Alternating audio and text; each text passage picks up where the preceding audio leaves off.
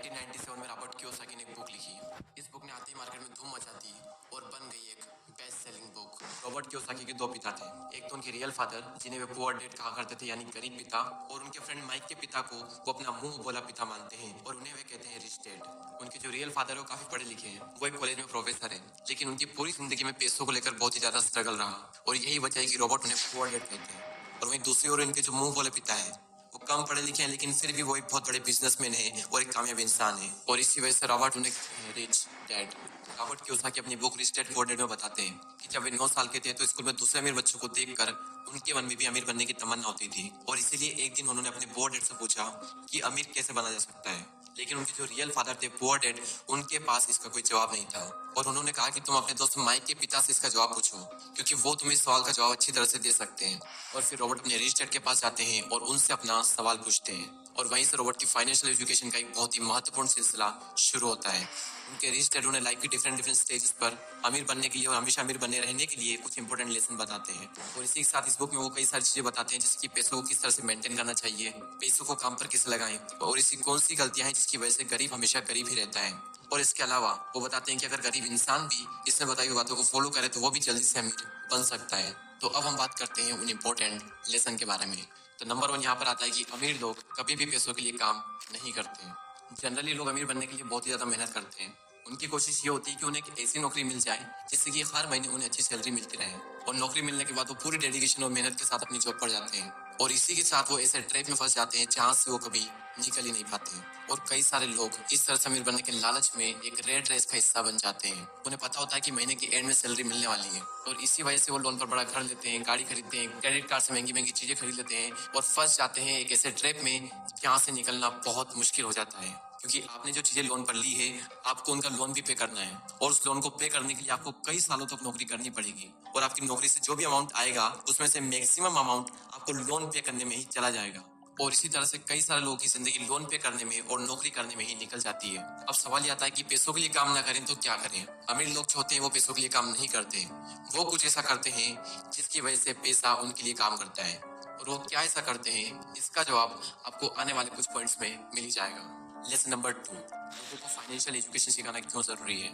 दूसरा लेसन मेरी स्टडी ये सिखाते हैं कि इंसान के लिए पैसों की समझ बहुत ही ज्यादा जरूरी है, लेकिन आमतौर पर दुनिया के हर देश में हर तरह की पढ़ाई होती है सिवाय फाइनेंशियल एजुकेशन के। ऐसा इसलिए क्योंकि एक सिस्टम बना हुआ है कि खूब पढ़ो, अच्छे नंबर लाओ और फिर एक अच्छी नौकरी करो। पर सच्चाई यह है कि किसी भी तरह की जॉब आपको कभी भी अमीर नहीं बना सकती। मान लीजिए कि कोई भी इंसान बहुत पढ़ लिख कर मेहनत करके डॉक्टर इंजीनियर तो बन जाता है, लेकिन वो भी 9 to 5 की नौकरी के चक्रव्यूह में फंस कर रह जाता है, जैसा कि हमने फर्स्ट पॉइंट में बात की थी। और इसी 9 to 5 के चक्रव्यूह से बाहर निकलने के लिए रिच डैड ने एसेट्स और लायबिलिटीज के बारे में बताया है। एसेट्स उन चीजों को कहते हैं जो आपकी जेब में पैसा डालती है, और लायबिलिटीज उन सब चीजों को कहते हैं जो आपकी जेब से पैसा निकालती है।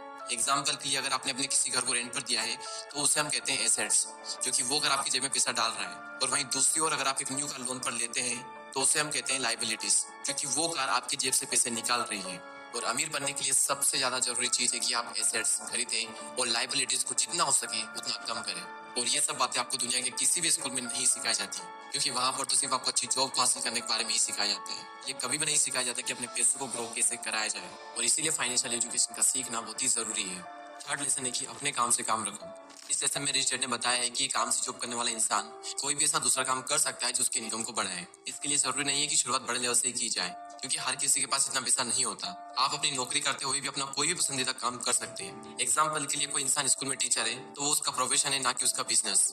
उसका अपना काम वो होगा जो वो खुद शुरू करेगा। एक बार मैकडॉनल्ड के फाउंडर क्रोक एमबीए के स्टूडेंट की क्लास में स्पीच दे रहे थे। स्पीच के दौरान क्रोक ने वहां पर मौजूद स्टूडेंट से पूछा कि क्या आपको पता है कि मैं क्या बिजनेस करता हूँ। तो सभी स्टूडेंट ने यही कहा कि आप हैमबर्गर के बिजनेस में हैं, और ये जवाब सुनकर क्रोक को हंसी आ गई। फिर उन्होंने कहा कि मैं हैमबर्गर के बिजनेस में नहीं हूँ, क्योंकि मेरा काम रियल एस्टेट का है। ऐसा इसलिए क्योंकि जब भी कोई मैकडॉनल्ड की फ्रेंचाइजीज खरीदना चाहता है तो फिर उसे उस जमीन की खरीदारी भी करनी पड़ती है। तो रियल एस्टेट बिजनेस, और आप खुद देख लो आज पूरे वर्ल्ड में मैकडॉनल्ड रियल एस्टेट का सबसे बड़ा एम्पायर बनकर खड़ा है। तो रिच डैड रॉबर्ट कियोसाकी को सिखाते हैं कि कैसे आज ज्यादातर लोग बाकी सबके लिए तो काम करते हैं लेकिन खुद के लिए नहीं करते।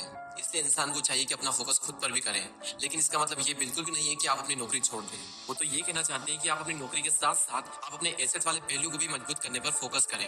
नेक्स्ट लेसन यहाँ पर आता है कि सीखने के लिए काम करें, पैसों के लिए नहीं। रॉबर्ट कियोसाकी अपनी बुक में बताते हैं कि एक बार सिंगापुर में उनका इंटरव्यू एक फीमेल जर्नलिस्ट ने लिया था, और उसने उन्हें यह बताया कि उनका सपना भी एक बेस्ट सेलिंग राइटर बनने का था, लेकिन वो नहीं बन पाई। उस महिला के लिखने का तरीका काफी अच्छा था और रॉबर्ट ने उसके कई सारे लेख पढ़े भी थे, तो इसलिए रॉबर्ट ने उस महिला को सेल्स ट्रेनिंग का कोर्स करने की राय दी। लेकिन ये सुनकर वो महिला नाराज हो गई, क्योंकि वो बहुत ज्यादा पढ़ी लिखी थी और उसके पास में इंग्लिश लिटरेचर में मास्टर डिग्री थी और उसके हिसाब से सेल्स का काम सीखना उसके स्टैंडर्ड का नहीं था। रॉबर्ट कहते हैं कि दुनिया कई सारे पढ़े लिखे स्मार्ट लोगों से भरी हुई है, लेकिन पॉइंट यह है कि पैसा कमाने के लिए सिर्फ टैलेंट की जरूरत नहीं होती। आपको यह पता होना चाहिए कि आप उस टैलेंट को कैसे बुना सकते हो, और जब तक आप ये नहीं जानोगे तब तक आपका सारा टैलेंट बेकार है। और उसी लड़की की तरह कई सारे लोग सीखने के लिए काम नहीं करते। अगर वो महिला सेल्स की ट्रेनिंग सीख ले तो हो सकता है कि वो महिला आने वाले टाइम में बेस्ट सेलिंग राइटर भी बन जाए, लेकिन वो नहीं सीखती है और इसीलिए गरीब हमेशा गरीब ही रहता है और अमीर लोग सीखने के लिए काम करते हैं और सीख करके अमीर और अमीर बन जाता है। रॉबर्ट कियोसाकी बताते हैं कि उनके जो पुअर डैड थे उन्हें हमेशा अपनी नौकरी की चिंता रहती थी, लेकिन उनके जो रिच डैड थे वो सीखने पर ज्यादा जोर देते थे, क्योंकि उनका मानना यह था कि अमीर बनने के लिए जिंदगी में कई सारी चीजें सीखनी पड़ती है, और यही इन दोनों में सबसे बड़ा फर्क था। लेसन नंबर 6, रुकावटों और बाधाओं को पार करना। रॉबर्ट कियोसाकी अपनी बुक में ये भी बताते हैं कि कई सारे लोगों को पैसे की समझ तो होती है, लेकिन फिर भी उनके रास्ते में कई सारी ऐसी रुकावटें और बाधाएं आ जाती है जिसकी वजह से वो अपने एसेट्स को ज्यादा बड़ा नहीं कर पाते हैं। और रॉबर्ट ने 5 ऑब्स्टिकल बताए।